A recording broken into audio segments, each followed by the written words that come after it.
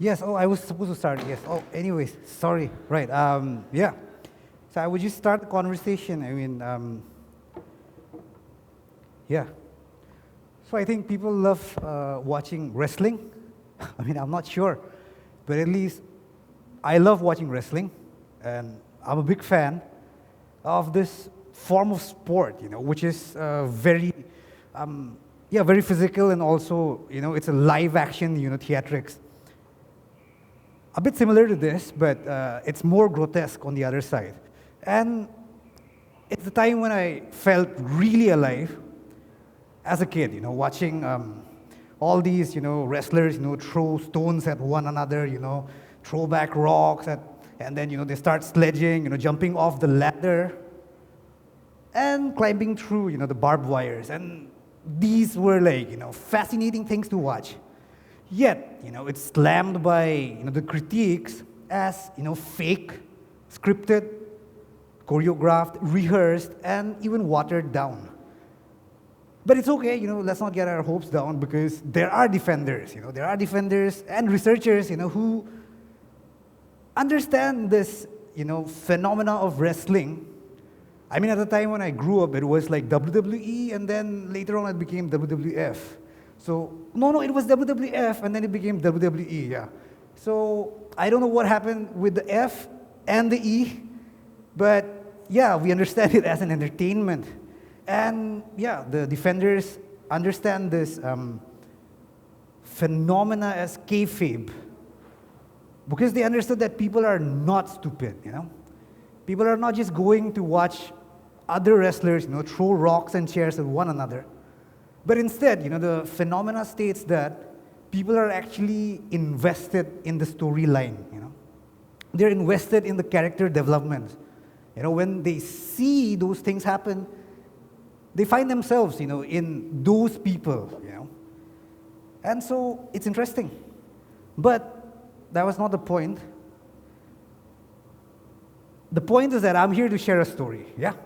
And I will get back to another story. So there are like these 3 layers, but starting with the first one, long time ago. Yeah, if I were to sound like an old man, sitting somewhere and narrating these tales, so I would sound a little grumpy, but so long time ago, when the earth was rare and it was much younger. Well, a time when the tigers smoked pipes and chickens were dinosaurs and flying raptors. Well, if I recall correctly, about the smoking tigers and dinosaurs and Earth being rare, I don't know if it's true, or do you think so? But at least that's what they say, because they even said that the sea is a thinking being, it has consciousness. And that the sea was conscious and a very creative thinker, which kept spawning life, out of, cosmic dust, they say. And we are carbon-based, they say. So do you have a carbon copy to prove that? God knows. But you are a copy of a copy of a copy of a copy of a copy of a copy. So I think that makes us all a good carbon copy, doesn't it? Well, these are just stories, and each beings, big and small, bug or tall, represented in the history of the earth, represents that there are several layers of stories, or so it is known. But who am I? Who am I to say this, or who am I to hold it against anything? Because to be really fair and actually, I don't know, genuine. I wasn't even there, to begin with, to witness, the births of, thousands of, nebulas in a cosmic void or cosmic voids, in the midst of nothingness, absolutely nothing. Yet, in that nothingness, Big Bang, and then we have life. So isn't that such a fascinating tale, when you think about stories in that vein? Or so I've heard, or so I have read, Or so I'm thinking while I'm presenting this to you, and I'm still thinking about these stories, the changes, with time, space, and I think the most poignant one is the encounters. Because we are made of many, many things, I can list them out, but they have one thing in common, Because every encounter that we're talking about, it births a story in this entanglement. But anyways, I were supposed to focus on stories. So would you like to listen? Yes, I think we have at least 2 or 3 enthusiasts. But yeah, I don't think you have an option. I'm here to present it anyways. So we are born into families, then we transition into societies, and then many other things, and then we are given names. We are even given our habits, our conducts. But these are all the accumulation of all these encounters that I was talking about. And so I think at one point of time, when societies were being formed, across the globe, maybe they have collectively understood something, and then they started co-creating stories, started reimagining themselves, reimagining their landscapes, reimagining their habits to fathom, their origins or, the creation of the world. And there are some of the stories, one of them are I don't know how to put it because my grandparents had told me a long time ago. So there's a slippage. But yet, I believe that even my grandparents did learn it from someone. I think their grandparents did tell them too, and so on and so forth. Or at least that's how our ancestors had figured out in the long tradition of human history. Because when I look at history, just looking at it from a very basic point of view, I'm not even thinking of it in in the most academic sense, but stories or history are just a bunch of stories, for record keeping, organizing, communicating, engaging. And then it brings me to this point, which is, what is a story then really? Is it a mystery? But then there are people who say that, stories are truer than truth itself. It's a concept, it's a perspective, it's a belief system, it's an idea, it's a train of thought, and it goes on. And there are these other stories which keep overlapping, as we interact, as we grow, as we entangle. And in the crossroads, of these multiple storylines, somewhere, just somewhere, a junction, if you may, we find ourselves in that somewhere where life happens.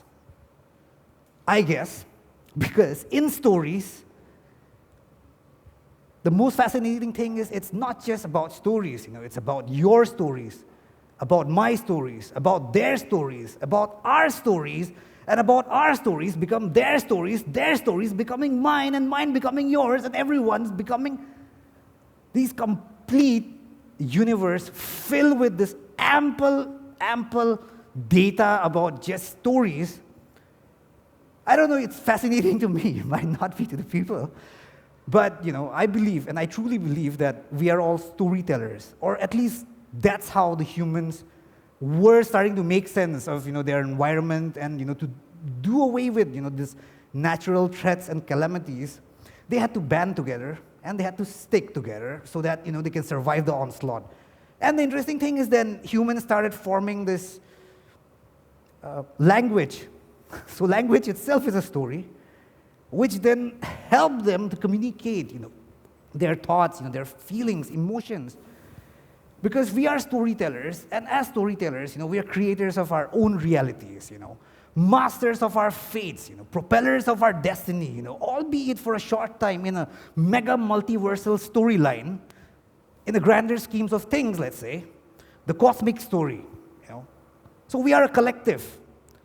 That's why we live in the universe, which comprises of so many multiplicities.